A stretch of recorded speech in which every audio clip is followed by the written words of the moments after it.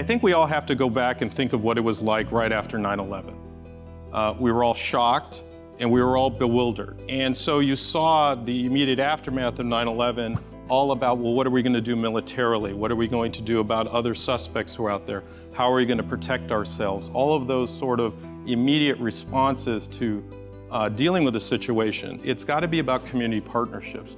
It's got to be about, we have a problem and we want to solve it together. The majority of those who are perpetrating anti-Semitic incidents, hate crimes, and so forth are not actually card-carrying members of extremist organizations, but they have a racist or hateful belief that they're willing to act on. But narrowing it down to extremism and understanding the ideology is very significant. The dilemma that we have here today is the need to focus, not limited in our focus on Islamic extremism, but to really be holistic in our approach when we're dealing with countering violent extremism. Of all the domestic extremist groups across the country, the majority of them, 74%, come out of the right-wing extremist population. It's very important that we keep the focus. We understand statistics, not visceral reactions. You have to look at the recruitment, the vulnerability, the gaps within our society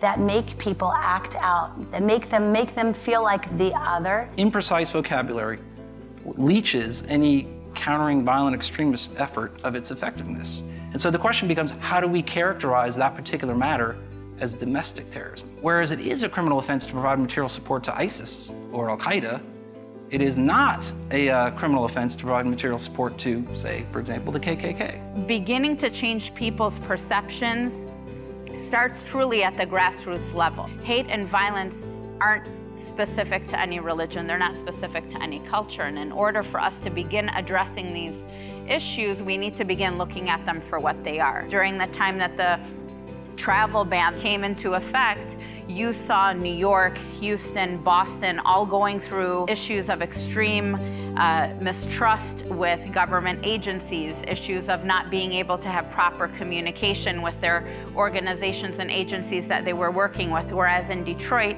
we didn't have those issues because we had built these strong relationships. We're beginning to change the way people look at American Muslims by ensuring that our community is properly and being given the opportunity to share their stories, to change that narrative, to dispel misconceptions and stereotypes, building a generation of future leaders who are able to go out and be those agents for change.